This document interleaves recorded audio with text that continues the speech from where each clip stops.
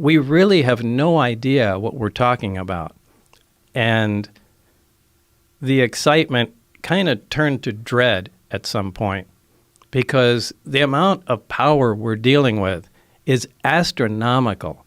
I mean, to affect gravity, to produce the effects like this equipment does, takes huge amounts of power.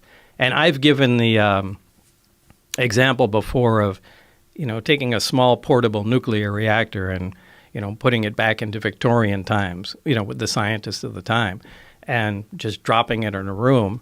And they come and look at it and see that it's producing power and wonder how it works, so they start taking it apart. And as soon as they get some of the shielding off, the people are going to drop dead because of the radiation inside. Now, the people have no idea that radiation even exists back then.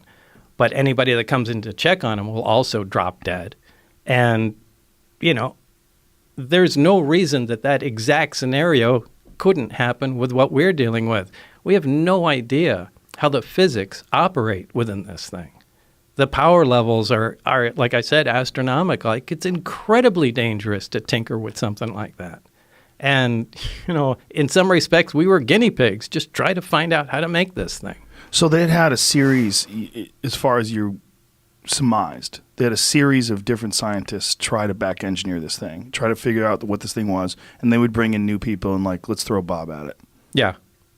And I don't know how many, but I knew there was certainly one before me, and I knew he died during the analysis of the reactor itself.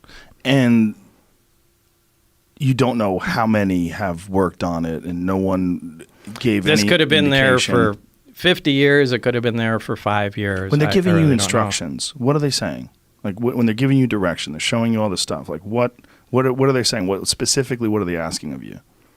Well, essentially what they ask is what I said. We are just to gather as much information as possible, find out how it operates, and see if we can duplicate it. But they never told you where it was from. They never let you ask questions about where it's from. Well, if the information I read in the briefings was accurate, now what I do have to say is the information that pertained directly to the reactor was accurate. What I read did jive with reality. In terms of how? In terms of how it was made, what we saw, how it operated, the materials, how it, turned on, and what was discovered about it.